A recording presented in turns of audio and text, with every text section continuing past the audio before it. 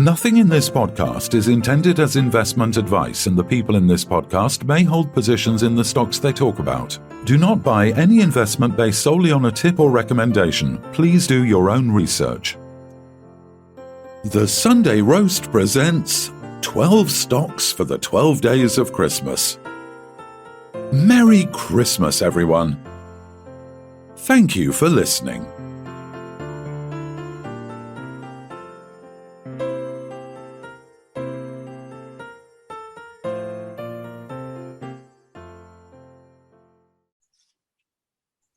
Hello and welcome to the 12 stocks for the 12 days of Christmas. We're here again, Kev. What are your thoughts? Are you still enjoying it? Too much turkey again?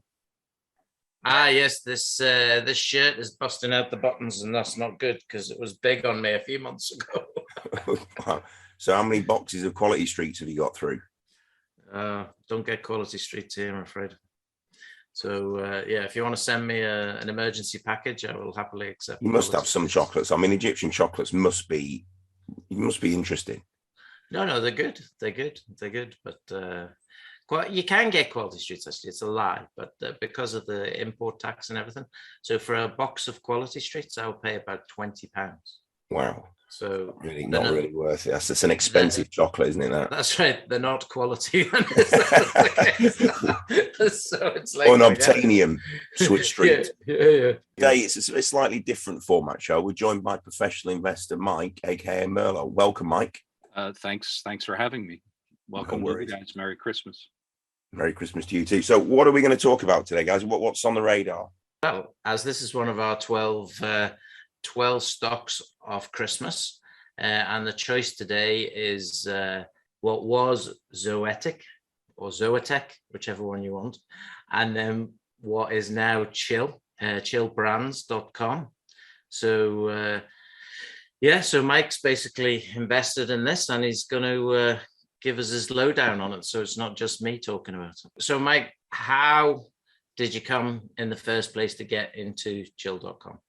Well, I was introduced to it, as I often am, by a large shareholder who was already in. I generally, in UK small caps, I get involved either through placements, IPOs or secondaries, or in an early stage from a big investor's perspective, if they really love the idea and they recommend it and I have a look. And I like situations where I can get in and get to know management, at least on a cursory basis. So those are my standards. But this was also interesting to me as they were transitioning, obviously, from an oil and gas company. I have a background in investing in oil and gas as well. I thought that was curious, and they genuinely seemed even then disruptive.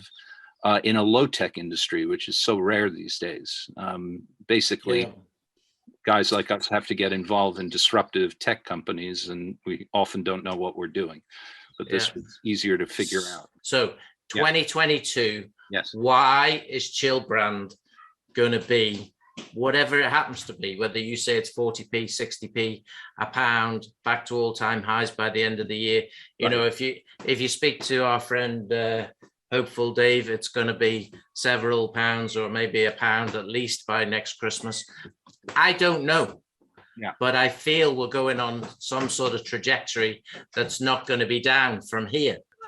I love that language. Yeah. And I hope I'm right, you know. I think but why? What are the reasons behind that? You know, you can imagine I was nervous about coming on today and doing exactly, I guess, what I've done, which is go on and on and on. And I tried to distill my thoughts, under the assumption you'd ask me that, or we'd talk about that. And I just gave up because it's impossible to distill it, but I'll try to give a quick summary. One, and we've covered it well. I think seeing the back of this year is going to be, the calendar is going to be our friend. There's no question in my mind from an investment perspective. It's been our enemy or it's been neutral, but it's going to be our friend. New page, new money coming into various places. Can't get any worse in terms of supply demand for the shares. Okay, so that's one thing. The events that are coming that I think will trigger it. It's stem from one or more of the things they've already announced that the market has either undervalued, not valued at all, or even negatively valued. So keeping an eye on next year. The one that rises to the top of the things they've already announced is the Viridian hire. They got these guys.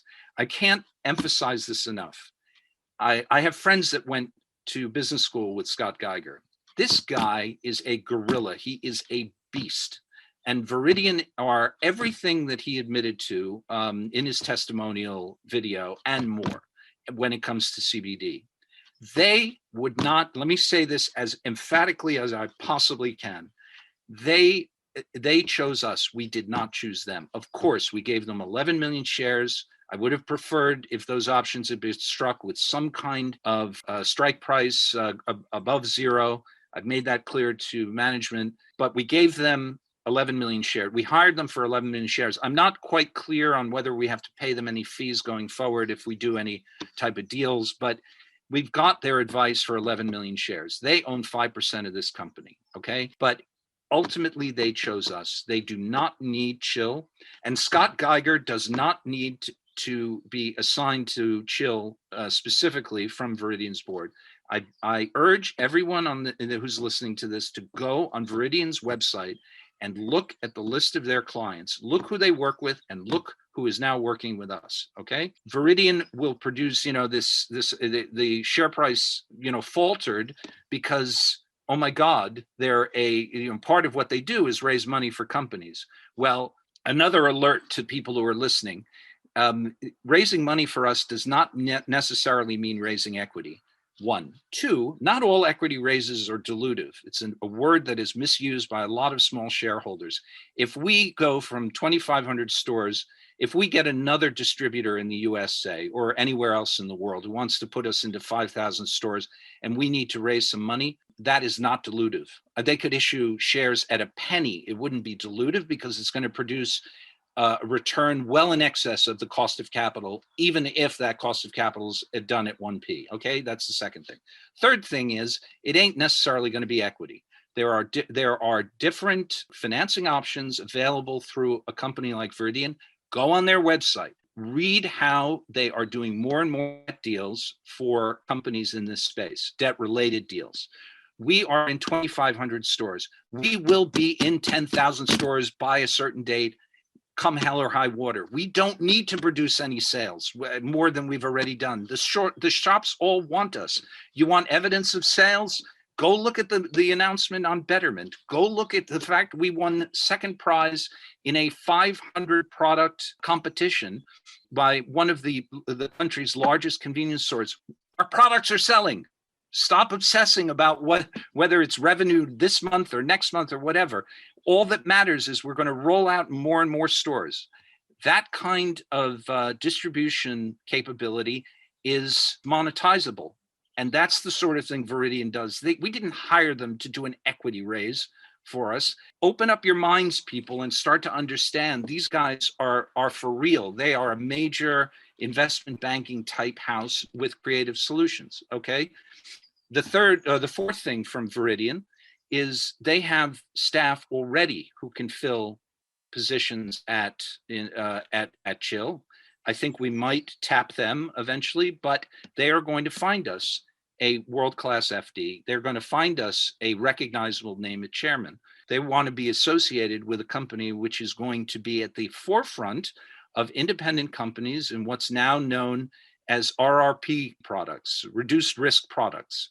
That's the new acronym that everybody needs to take on board.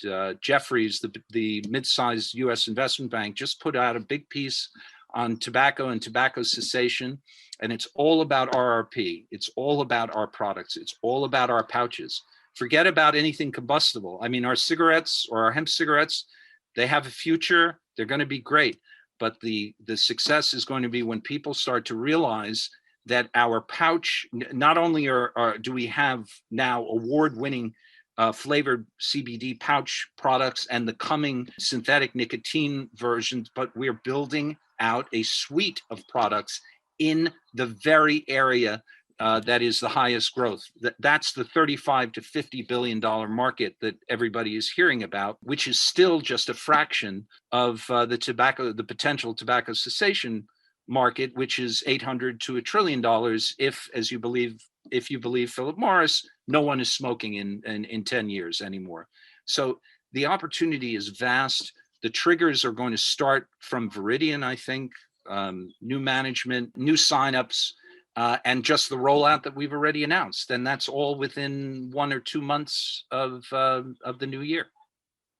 12 months from now, what do you predict the share price is going to be? I think it's going to be up 10 times, £1.50. Okay, good answer. Okay, so the next question is, what's Christmas like for you? For me personally? Yes, for you and your family, and what do you do? Again, not to speak about myself too personally, I am Jewish, so it doesn't have the same kind of personal resonance, but it turns out after 35 years living here, and whatever 2 full years of COVID, my family is now all back together. All of my 3 children live in America, and they're all coming with their significant others literally as we speak. I think my daughter just walked in while we were taping this. Okay, so that's very what good. It means to me. What, maybe you didn't get Christmas presents, but what is your most memorable Christmas present? I had a strange family. We used to celebrate Christmas. I think my favorite Christmas present was oh God, I can't even remember. I think my family bought me a lifetime subscription to not a lifetime subscription, but an evening with Sondheim. That was so I got to go to a private event where Stephen Sondheim spoke to a small audience. That was my favorite ever Christmas. And if it was possible to have any gift now for Christmas this year, what would it be? Sorry to be so provincial, but Donald Trump getting arrested. That's what I would wish. Political, I like that. Yeah, controversial and political. We try to avoid politics on this podcast. Donald Trump in shackles, perp walked at the. Okay, you don't need to go on. We got the first. I can give you the whole image. Okay. All right. So, Phil, any more questions? No. I think we aimed for 15 minutes and we got 54 minutes. So, I knew this was going to happen. I know you're going to have trouble editing it, and I apologize. I got carried away. So, Merry Christmas, Mike. Yeah. Thanks, guys. I'm so sorry I went on and on. Please don't be sorry. He's going to have to edit again. Wait until we finish. All right. Okay. All right. Great meeting you, Phil. Yeah. Thank you. Happy Christmas to you all, guys. And from my perspective anyway, Phil's probably not going to comment on Chill, but from my perspective, the chill.com website or the name, the fact that they can move into many different areas, products, the marijuana might even come into play into the future as well. But this is going to be, for me, a company that's going to focus on people's lifestyle to make money from that. And we've had a very disappointing 2020, but I think the only way is up. I really do, and Zoetech will come again. Amen. Amen. All right. Okay. So Merry Christmas and thanks for your time. Peace, guys. This podcast was brought to you by Roast PR Limited. If you would like to appear on a future episode of The Sunday Roast, please email admin@thesundayroast.net.